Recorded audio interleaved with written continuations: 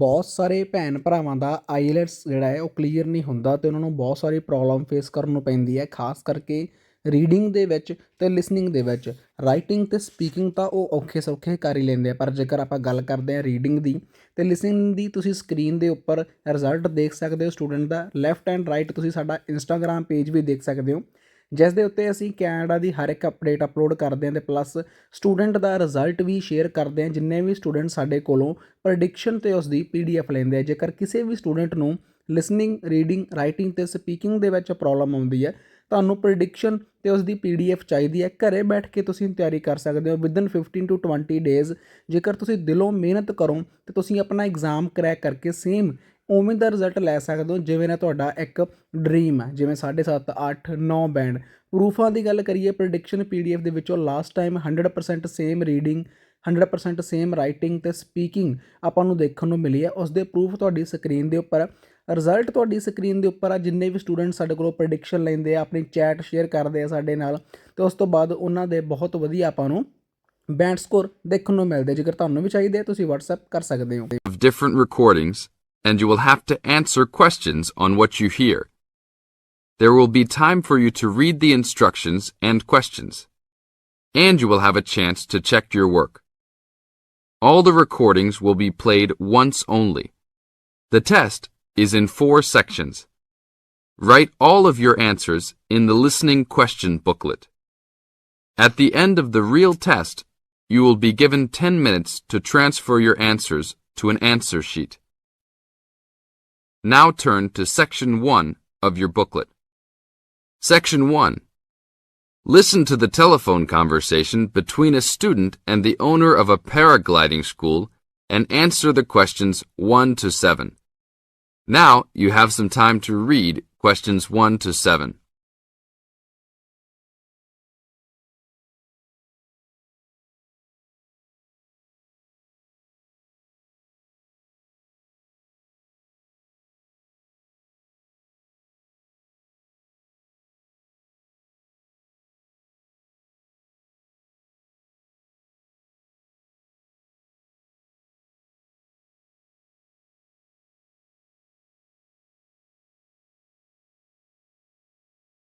Hello, Paraglider's Paradise. How can I help you? Oh, hi. I'm interested in doing a course in paragliding. Which course are you interested in? Well, I'm not sure. What's available? We've got the introductory course, which lasts for 2 days. Okay. Or there's the 4-day beginner's course. There's also the elementary pilot course, which takes 5 to 6 days, depending on conditions. We might try the beginner's course. What sort of prices are we looking at? The introductory is $190. The beginner's course, which is what you'd probably be looking at, is $320. No, sorry, $330. It's just gone up. And the pilot course is $430. Right. And you also have to become a member of our club so that you're insured. That'll cost you $12 a day. Everyone has to take out insurance, you see. Does that cover me if I break a leg? No, I'm afraid not.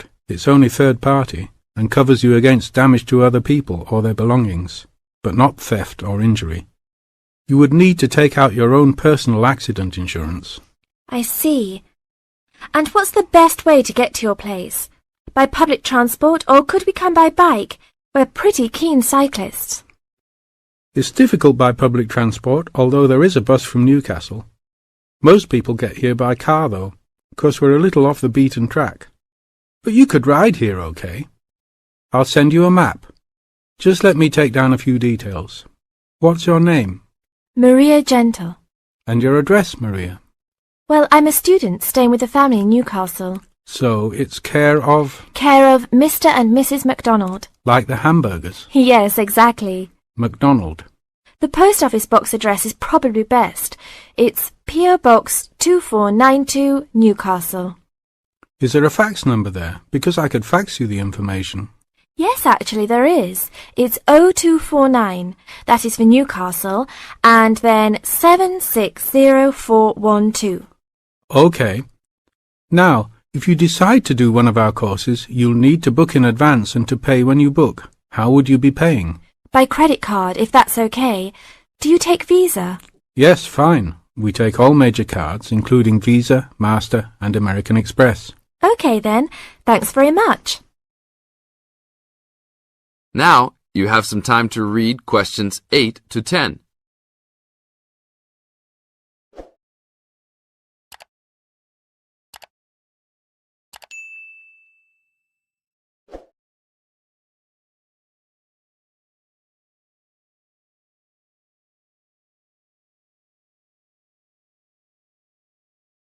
As the conversation continues, answer questions 8 to 10. Hi, Pauline. Hi, Maria. What's that you're reading?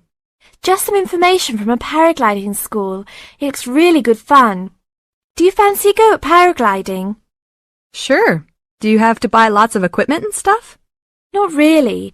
The school provides the equipment, but we'd have to take a few things along. Such as? Well, it says here, clothes, wear stout boots, so no sneakers or sandals, I suppose, and clothes suitable for an active day in the hills, preferably a long-sleeve t-shirt. That's probably in case you land in the stinging nettles. It also says we should bring a packed lunch. We do not recommend soft drinks or flasks of coffee. Water is really the best thing to drink. We'd also need to bring suntan lotion and something to protect your head from the sun. Okay, that sounds reasonable. And where would we stay? Well, look, they seem to operate a campsite too, because it says here that it's only $10 a day to pitch a tent. That'd be fine, wouldn't it? And that way we'd save quite a bit because even a cheap hotel would cost money. Or perhaps we could stay in a bed and breakfast nearby. It gives a couple of names here we could ring. I think I might prefer that. Hotels and youth hostels would all be miles away from the farm, and I don't fancy a caravan. No, I agree. But let's take a tent and pray for good weather. Okay, let's do it. What about next weekend? No, I can't. I'm going on a geography field trip. And then it's the weekend before exams, and I really need to study. Okay then. Let's make it the one after the exams. Fine. We'll need a break by then. Can you ring and... This is the end of section 1. You now have half a minute to check your answers.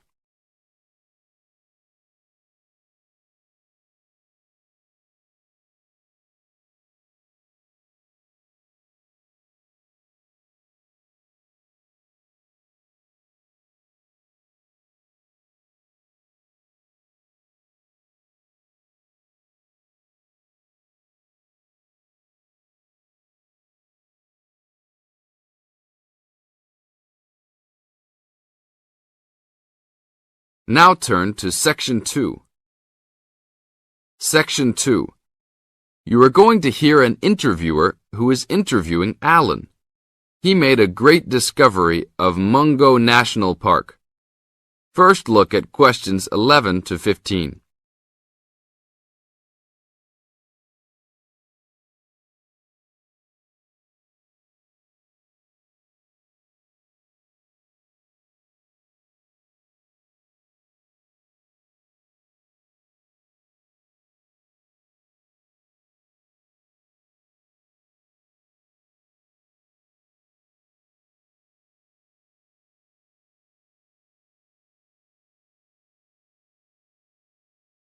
As you listen to the first part of the interview, answer questions 11 to 15. An event occurred in 1996 over a period of 3 days that attracted considerable attention at the time and led to a new find in Mungo National Park, which is the focal point of the Willandra Lakes World Heritage Area in New South Wales, Australia. I talked to Alan Moore, the organizer of this trip, about his experience. Alan, what was the purpose of your trip? Well, as you know, I love the outback and lead tours of people wanting to go into more remote parts of the country. However, I thought it was time for me too to have a holiday. So I packed up my family and we went to Mungo National Park. Why did you choose this location? It holds a record of Aboriginal life stretching back over 40,000 years. And of course, I wanted my young kids to be amazed by the main feature of the park, the remarkable Walls of China, as they're called, where wind and water erosion have exposed this long history. I see. What was the weather like? It was unusual for that time of year. The rain was just one continual downpour after another. We were always soaked to the skin. So we decided to cut our holiday short and only stayed 3 days in the end. However, it was eventful. The obvious problem was to get back to the nearest town, a small place called Buranga. But the dirt roads out there are always impassable after rain, so we settled down for a long, wet wait in the park. We didn't really mind because the scenery was so interesting. However, the kids wandered away without our noticing, and eventually we realized they must be lost. So we used our two-way radio to contact the park rangers and the police, and a helicopter was sent. Luckily, the kids were found within a few hours, but they'd made an important discovery. Now look at questions 16 to 20.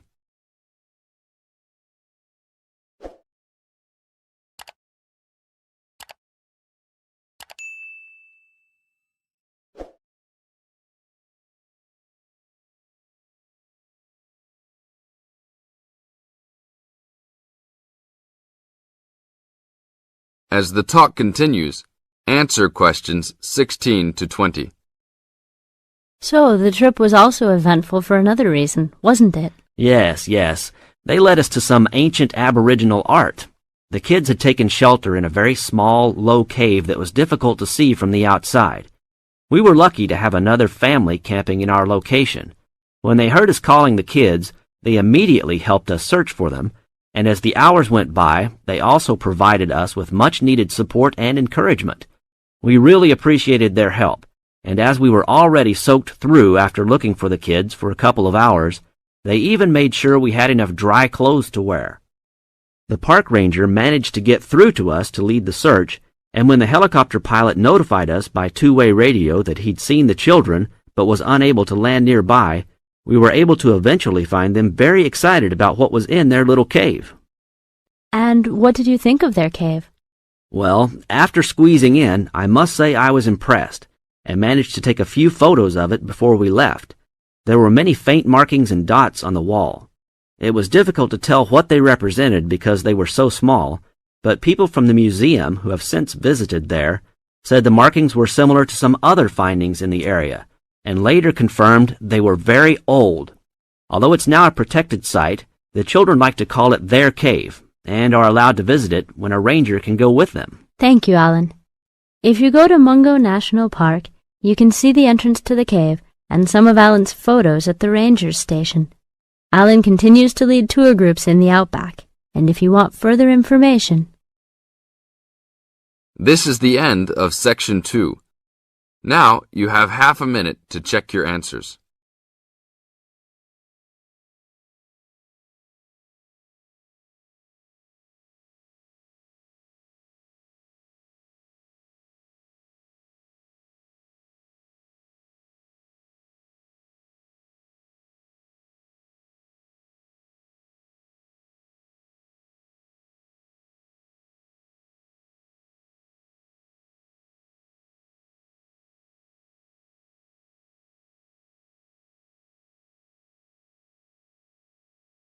Section 3.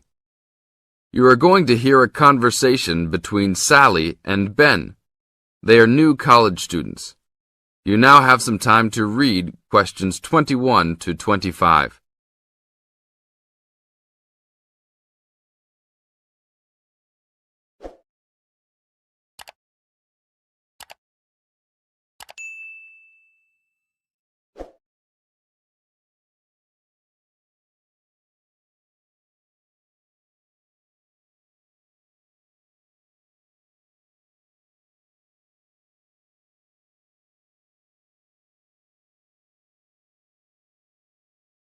Now, listen to the first part of the conversation and answer questions 21 to 25. Hi, Ben. Sally. How are you? Fine. I wondered if I'd run into you. When did you get here? I only arrived last night, just in time. I prefer to travel on Sundays to miss the working rush. I suppose you arrived in plenty of time. Oh, I've been here for 4 days now, so it must have been Thursday that I arrived. I like to have a good chance to look around and settle in. I should have come earlier too. I'm hoping to get a part-time job. Well, you've no time today, I suppose. Do you still plan to be an architect? Yes, it's what I've always wanted to do. And you were planning to do economics, weren't you? Yes, I was, but now I've decided on psychology instead. How many textbooks do you have to get? I've been given this long list, and I'm sure they'll cost a fortune. See? That looks a lot. It's longer than my list. Well, it's 14 all told. So I might use library copies instead of buying some of them. What about you? I'll probably buy the whole lot of mine because I only have 5 on my list, although I'm sure there are many more I'll have to read. Luckily, we don't have to read them all straight away. Have you got your class timetable yet? It came with the book list. When do your lectures start? Tuesday. That's tomorrow. How about yours? Oh, I've got an extra day, the day after yours start. Now you have some time to read questions 26 to 30.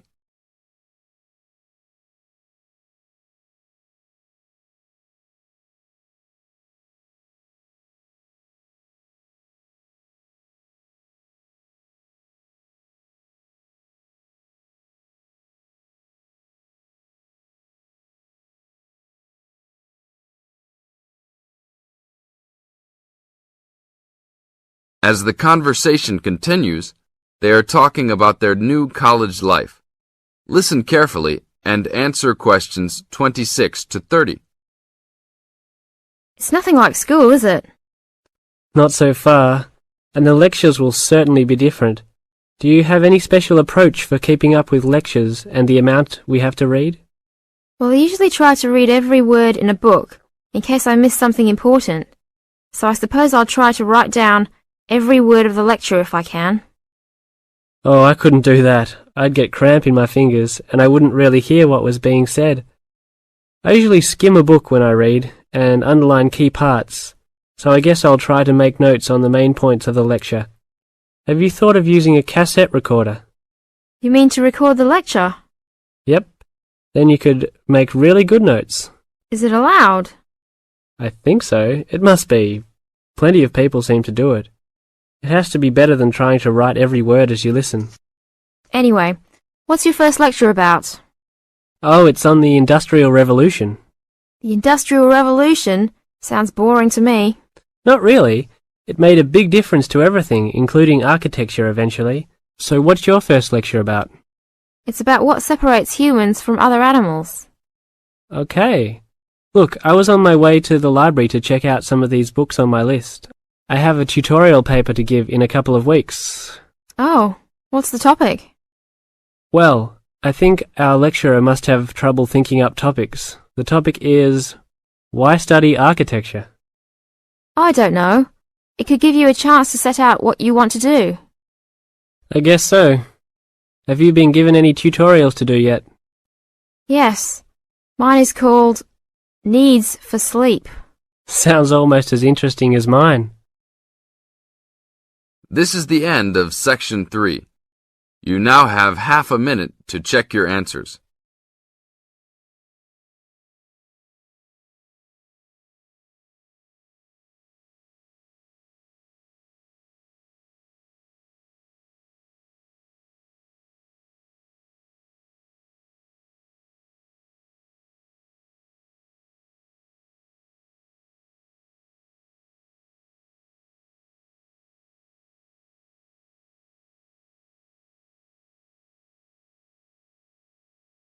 Now turn to Section 4. Section 4. In this section, you are going to hear a talk introducing the courses and entry requirements of the Department of Psychology. You now have some time to look at questions 31 to 35.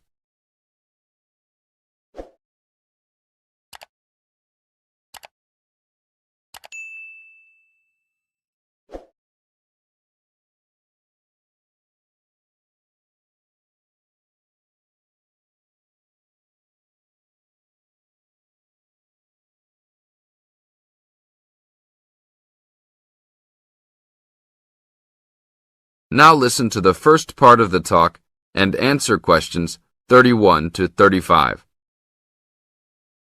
Good morning and welcome to the Department of Psychology's Information Day for new and intending students. I'm the head of the department and today we plan to give you a clear idea of the main courses we offer, their entry requirements, duration, and the types of jobs you might obtain after gaining these qualifications. During the course of the day, I hope you will take the opportunity to talk to staff and attend information sessions for particular courses that may interest you. Some of these courses are open to school leavers, but some have particular entry requirements, so it is important to note these. Firstly, the Certificate in Psychology is offered as a 6-month course for those wanting a general introduction to the subject for personal or work-related purposes. There are no specific entry requirements. At undergraduate diploma level, we provide a 1-year diploma in psychology course, designed for those already in employment, whose work and previous training is not in psychology. There are no particular entry requirements, and students in this course usually take it to help them progress into their careers.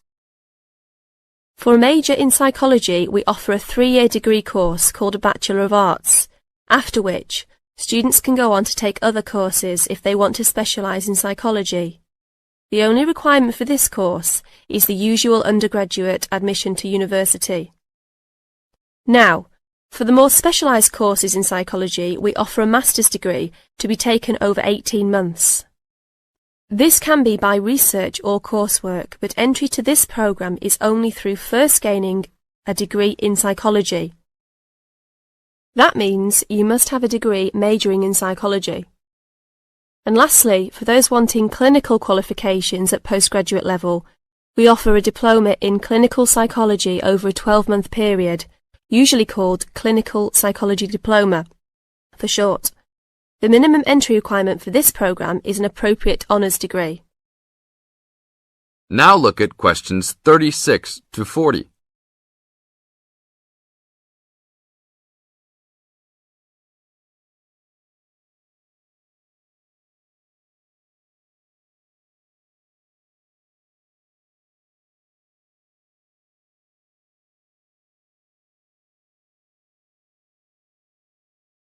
Listen carefully and answer questions 36 to 40. Now, it's also important that you have some understanding of the types of work these courses can prepare you for, and it's useful to know the relationship between the work you might do after you complete the course and the work of others who have studied different courses in psychology. As I said before, the Certificate in Psychology is for personal interest or possibly for work-related purposes, but doesn't qualify you in any particular way. Our students in this course can range from women who have stopped work to care for their children and the children have now commenced school, to the support staff in a specialised publishing company. They really vary a lot. The undergraduate diploma usually attracts people working in offices such as banks or in some government departments. If you gain a degree with a major in psychology, again, you are not professionally trained, but this could enable you to undertake further training to obtain professional qualifications, or it might just be part of a first degree that will help you to get a good job that doesn't require particular specialisation at that stage. After completing a master's degree, you would expect to have some specialisation, perhaps in research or on a particular aspect of psychology, such as child development.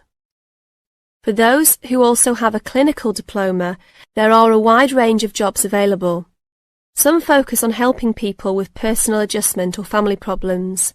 Others might concentrate more on using psychological tests, or perhaps working in particular institutions, such as those for the mentally ill, or in prisons. There are many other job opportunities, so if you are interested to discuss possibilities with any of the staff today. This is the end of section 4. You now have half a minute to check your answers.